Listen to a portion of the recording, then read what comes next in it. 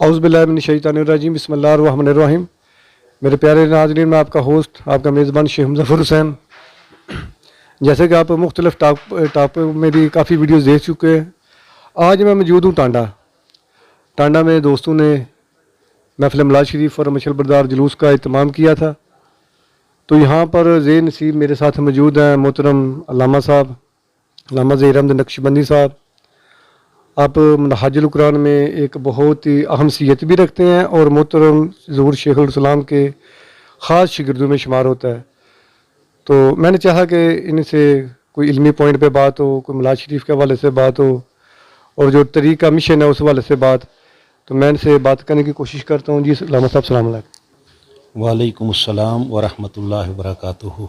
پہلے تو آپ کو بہت ویلکم، آپ ہمارے علاقے میں آئے، گجرات میں ٹانڈا میں تو آئے، تو آپ پہلے بھی کافی بار ہیں لیکن آپ کافی عرصے بعد گیپ دے کے آئے ہیں، تو بڑی خوشی ہو رہی ہے کہ آپ نے ہمیں یہ سعادت بخشی۔ تو آج میلاد شریف کے حوالے سے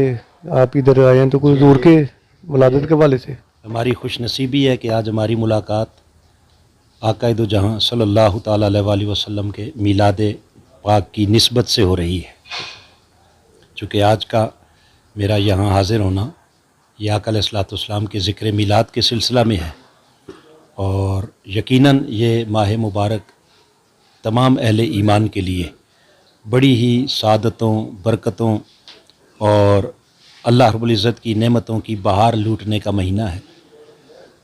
نہ صرف اہل ایمان بلکہ پوری کائنات انسانی پر اللہ نے جو بڑا انعام کیا وہ آقا علیہ الصلوۃ والسلام کی ذات اقدس ہے۔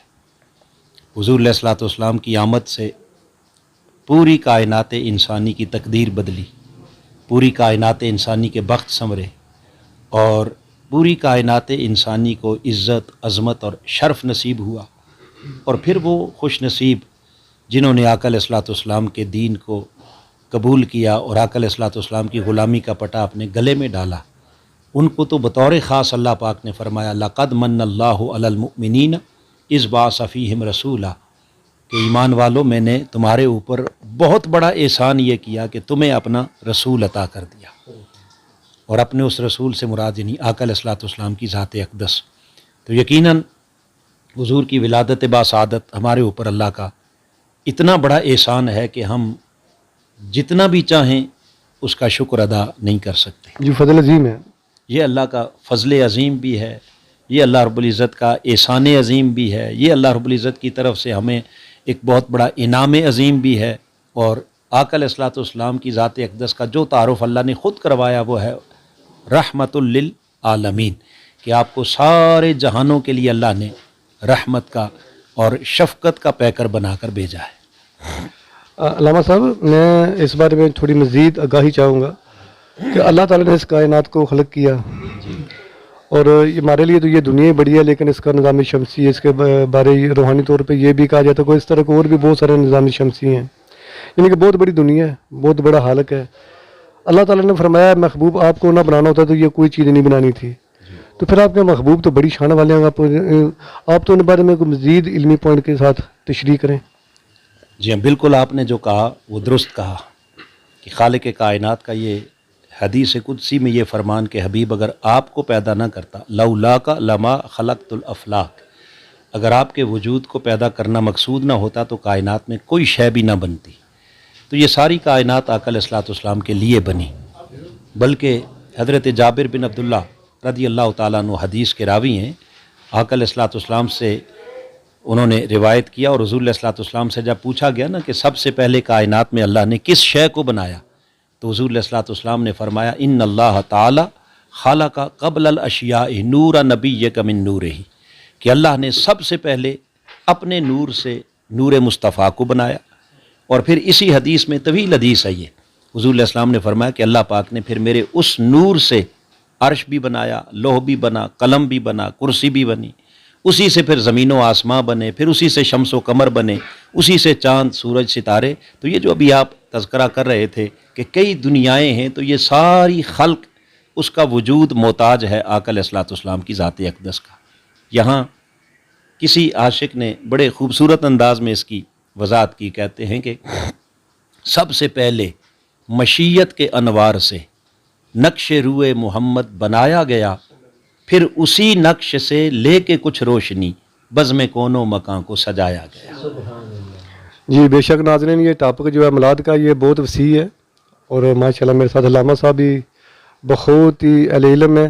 لیکن یہ کافی مزید لمبا ہو جائے گا، تو میں اس بارے میں تھوڑا ٹائم لیتا ہوں علامہ صاحب کا، کیونکہ ابھی انہوں نے محفل میں بھی جانا ہے۔ تو علامہ صاحب، یہ جو طریقہ مناجل القرآن کے تحت انقلاب کے لیے ہم بھی 25 مئی 1999 بروز جمعرات کو ادھر موچی گڑھ میں تھے، ہم نے بھی بہت وہ دیکھا، یہ کب پایا تکمیل کو پہنچے گا؟ کیونکہ میں دیکھ رہا ہوں کہ لوگ کافی پریشان ہیں۔ ماشاءاللہ، محترم ظفر صاحب نے بڑا ایک اہم اور ضروری سوال بھی یہاں اس موقع پر کر دیا، اور میں سمجھتا ہوں کہ یہ بڑا بر موقع یہ سوال آپ نے کیا ہے۔ ایکچول آقا علیہ السلام کے یہ دیکھیں نا، میلاد کا مہینہ ہے، تو ہم میلاد تو مناتے ہیں، میلاد کی خوشیاں بھی کرتے ہیں، جشن بھی کرتے ہیں، چراغاں بھی کرتے ہیں، مشعل بردار جلوس بھی نکالتے ہیں، محفلیں بھی کرتے ہیں، مگر جو سب سے امپورٹنٹ چیز ہے وہ یہ ہے کہ آقا علیہ السلام کے میلاد کے مقصد کو سمجھنا، کہ اللہ نے اپنے حبیب کو اس دنیا میں کیوں بھیجا۔ اس مقصد کو اللہ رب العزت نے قرآن مجید کی 3 صورتوں میں ایک ہی آیت میں بیان کیا، سورہ توبہ میں بیان کیا، سورہ صف میں بیان کیا، اور اسی طرح سورہ فتح کی آخری آیت میں رب کائنات نے فرمایا هو الذی ارسل رسولہ بالہدی ودین الحق لیظہرہ علی الدین کلہ، کہ اللہ پاک نے اپنے محبوب کو ہدایت اور دین حق دے کر بھیجا اس لیے تاکہ وہ اللہ کے دیے ہوئے اس دین حق کو روئے زمین کے اوپر غالب اور کائنات ارضی کے اوپر اس اللہ کے دیے ہوئے نظام کو نافذ فرمائے۔ ایکچول جو اللہ کا دیا ہوا نظام حق ہے، اس نظام حق کو اس کائنات کے اوپر غالب اور نافذ کرنا، یہ مقصود تھا آقا علیہ الصلوۃ والسلام کی آمد کا، اور اسی کے لیے آپ نے ساری سٹرگل کی، ساری جد و جہد کی، اسی کی خاطر کانٹوں پر بھی چلے، پتھر بھی کھائے، شیب ابی طالب میں 3 سال قید و بند کی صعوبتیں برداشت کی، مکہ مکرمہ سے ہجرت کر کے مدینہ تشریف لائے، گھر چھوڑا، وطن چھوڑا، کئی رشتے چھوڑے، اور پھر وہاں پہنچ کر آقا علیہ السلام نے اپنی حیات ظاہری کے اندر 86 جنگیں لڑی اس حق کو غالب کرنے کے لیے، پیٹ پہ 2 پتھر باندھے، آپ کے دندان شہید ہوئے، رخسار زخمی ہوئے، تیر کھائے، تلواریں کھائیں، حتیٰ کہ آپ کو زہر دیا گیا۔ تو کتنے مراحل سے حضور علیہ الصلوۃ والسلام گزرے، مگر آپ کی ایک ہی کوشش، ایک ہی تگ و دو تھی، اور وہ کیا تھی کہ میں اس دھرتی کے اوپر اللہ کے نظام کو نافذ اور غالب کرنا چاہتا ہوں۔ اور اس غلبے کے لیے آقا علیہ الصلوۃ والسلام کی جد و جہد جاری رہی، یہاں تک کہ پھر وہ وقت آیا کہ اللہ پاک نے فرمایا اذا جاء نصر اللہ والفتح ورأیت الناس یدخلون فی دین اللہ افواجا، کہ پیارے حبیب جب اللہ کی مدد اور نصرت اتری تو پھر فتح کے دروازے کھل گئے۔ پھر آقا اسی مکہ شہر میں جب دوبارہ داخل ہوئے تو بڑے بڑے مخالفین اور بڑے بڑے سرداران مکہ، انہوں نے اپنے سر تاجدار کائنات کے سامنے جھکائے ہوئے تھے۔ اب یہاں آپ نے جو انقلاب کی جد و جہد کی بات کی، آقا علیہ الصلوۃ والسلام 10 سال کے بعد، یعنی 8 سال کے بعد، ہجرت کے بعد کتنے؟ 8 سال، اور اس سے پہلے اسی مکہ شہر کے اندر آپ نے 13 برس گزارے تھے، تو 13 برس کے اندر مکہ فتح نہیں ہوا، پھر ہجرت ہوئی، اور اس کے بعد 8 برس تک بھی مکہ فتح نہیں ہوا، مگر 8 ہجری میں جس وقت مکہ فتح ہوا، اس وقت آقا علیہ الصلوۃ والسلام کے ساتھ غلاموں کی جو تعداد تھی وہ 10,000 تھی۔ کتنی تھی؟ 10,000۔ اور اس وقت مکہ شہر کی ٹوٹل آبادی جو تھی وہ 10 لاکھ تھی۔ کتنی؟ 10 لاکھ تھی، اور ادھر آقا علیہ السلام کے ساتھ کتنے؟ 10,000 عشاق جب داخل ہوئے، اللہ نے وہ رعب دبدبہ قائم کر دیا کہ پھر کسی کو مزاحمت کرنے کا، سر اٹھانے کی جرت نہ ہو سکی۔ تو آقا علیہ السلام کی سیرت طیبہ سے جو ہمیں بڑا خوبصورت میسج ملتا ہے وہ یہ ہے کہ اگر کل آبادی کا 1% بھی انقلاب کے لیے تیار ہو جائے تو اللہ فتح کے دروازے کھول دیتا ہے۔ اور ہماری ساری سٹرگل، ساری جد و جہد آقا علیہ الصلوۃ والسلام کے ذکر میلاد کے ذریعے، دروس قرآن کے ذریعے، حلقات درود کے ذریعے، مقصد یہی ہے کہ اگر 1% لوگ، یعنی اگر ہماری 20 یا 22 کروڑ کی آبادی ہے تو اس میں سے 20-22 لاکھ اگر وہ انقلاب کے جذبے کے ساتھ چل پڑے تو پھر وہ قدم بعد میں رکھیں گے، اللہ فتح کے دروازے پہلے کھول دے گا۔ ہم مایوس نہیں ہیں، انشاءاللہ حضور کے صدقے ضرور یہ انقلاب کا سویرا طلوع ہو۔ محمد صاحب انشاءاللہ ضرور ہوگا، لیکن میں یہ دیکھ رہا ہوں کہ نسلیں گزرتی جا رہی ہیں، لوگوں کے بچے تھے جوان ہو گئے، بوڑھے ہو گئے، اور افراط زر بڑھتا جا رہا ہے، جو دولت کی گردش کا نظام ہے وہ بہت خرابی کا شکار ہے، یعنی کہ سسٹم سارا خراب ہے۔ انقلاب کا اسی لیے لانا چاہ رہے تھے کہ تمام انسانیت کو ان کے برابر کے حقوق ملیں، انہیں رائٹس ملیں، ان کی زندگی بہتر ہو، لیکن وہ تو گزرتا جا رہا ہے۔ آخر کیا طریقہ، کیا رکاوٹ کیا آ رہی ہے انقلاب کی راہ میں کہ جو اتنی اسٹرگل کرنے کے باوجود بھی انقلاب کی طرف نہیں جایا جا رہا نا، کوئی نظر نہیں آ رہا کوئی ایسا؟ اس میں عرض کرتا ہوں کہ اس کے کئی ایلیمنٹس ہوتے ہیں، اس کے اندر رکاوٹ کے، یا جیسے آپ نے بات کی ہے، وہ بات سمپل یہ ہے کہ انقلاب کا راستہ بنتا ہی تب ہے کہ جب انسان ہر طرف سے مایوس ہو جاتا ہے۔ اب آقا علیہ الصلوۃ والسلام کے اس انقلاب کو بھی دیکھیں تو اس سے پیچھے ایک طویل ہسٹری ہے کہ جس کے اندر انسانیت پس چکی تھی اور اس کے لیے کوئی دوسرا وے انہیں نظر نہیں آ رہا تھا۔ اب ہماری جو جد و جہد ہے، جو کوشش ہے، محنت ہے اللہ کی رضا کے لیے اور اللہ کے دین کی اقامت کے لیے، اس میں یہ ہے کہ جب بھی وہ یعنی پھل پک کے تیار ہونے پہ آتا ہے تو کوئی نہ کوئی ایک چھوٹا سا راستہ، چھوٹی سی گلی دکھا دی جاتی ہے کہ نہیں جی یہ راستہ ہے، امید کی امید کی کوئی نہ کوئی کرن دے دی جاتی ہے، اور سادہ لوگ ہیں، علم کی کمی ہے، جہالت ہے، تو لوگ اس کی طرف پیچھے چل پڑتے ہیں۔ جیسے ابھی 2014 کی ہم بات کریں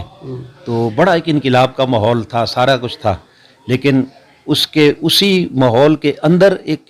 اور امید کی کرن مل گئی، نہیں جی اسی سسٹم کے اندر رہ کر ہم تبدیلی چاہتے ہیں اور انشاءاللہ چینج آئے گی۔ تو وہ جو ایک تبدیلی کی لوگوں کو ایک آس لگی ہے، لوگ اس کے پیچھے چل پڑے، چلیں جی ٹھیک ہے، انقلاب ذرا تھوڑا مشکل مرحلہ ہے اور سسٹم کے اندر رہ کر اگر چینج مل سکتی ہے تو ہم اس چینج کو دیکھ لیتے ہیں۔ اب آپ نے دیکھا کہ وہ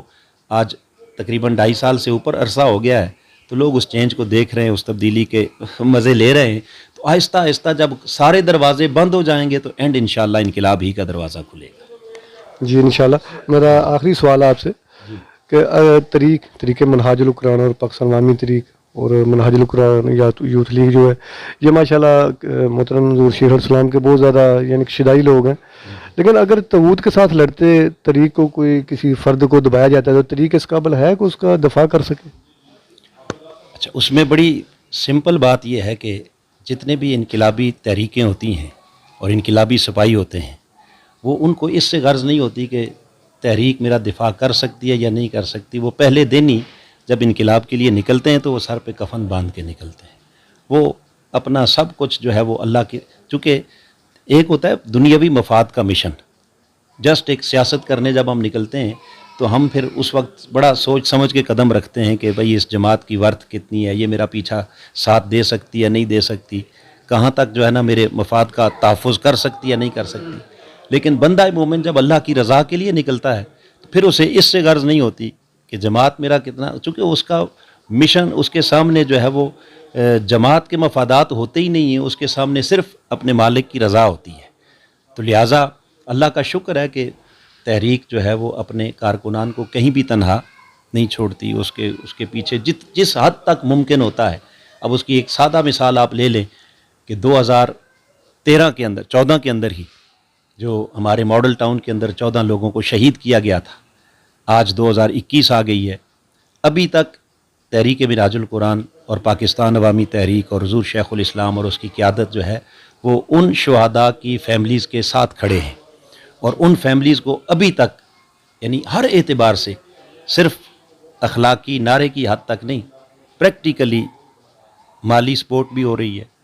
اخلاقی سپورٹ بھی ہو رہی ہے، قانونی سپورٹ بھی ہو رہی ہے، ان کا کیس لڑا جا رہا ہے۔ اب یہ پاکستان کا نظام ہے، اس میں انصاف کس کو ملتا ہے، کیسے کہاں تک ملتا ہے، یہ ایک الگ میٹر ہے، لیکن تحریک نے ایک لمحے کے لیے بھی اپنی ذمہ داری ادا کرنے سے جو ہے وہ تھوڑی سی بھی غفلت نہیں برتی، الحمدللہ۔ یعنی وہ اس لحاظ سے ہر اس انقلاب کا سپاہی جو ہے وہ کلیئر ہے کہ کچھ بھی ہو جائے اس مشن کے ساتھ چلنے والا جو ہے وہ مشن اس کو کبھی بھی تنہا نہیں چھوڑے گا۔ یعنی کہ نئے آنے والے ساتھی بے شک اعتماد کے ساتھ تحریک میں شامل ہو سکتے ہیں، بالکل اعتماد کے ساتھ تحریک میں شامل ہوں، ان کا مطمع نظر صرف اللہ کی رضا ہونی چاہیے، مفاد کوئی اور نہیں، لیکن اس راستے پر چلتے ہوئے جہاں بھی مشکل آئے گی، دشواری آئے گی، اس میں پورا مشن، پوری تحریک صرف پاکستان کی حد تک نہیں، پوری ورلڈ کی جو ہمارا مشن ہے، پوری تحریک ہے، وہ انشاءاللہ ان کے پیچھے ہوگی، ان کے شانہ بشانہ ہوگی، اس کی سپورٹ ان کو میسر ہوگی انشاءاللہ۔ جی بے شک، احمد صاحب سے میری تفصیلاً بات چیت ہوئی. میں اجازت چاہوں گا شیخ مظفر صاحب کو اجازت دیں، پھر کسی نئی ویڈیو کے ساتھ حاضر ہوں گا. السلام علیکم، بہت شکریہ علامہ صاحب. بہت واضح جی، اللہ پاک آپ کو خوش رکھے. آپ کے اس چینل کے ذریعے اللہ کرے کہ ہماری قوم کی رہنمائی ہوتی رہے، ہمارے لوگوں کا شعور بیدار ہو، اور وہ جلد اس مقصد کو پالے جس مقصد کے لیے حضور علیہ الصلوۃ والسلام تشریف لائے تھے. آمین آمین السلام علیکم ورحمۃ اللہ وبرکاتہ. آمین. جی بہت شکریہ جی. جی ناظرین السلام علیکم.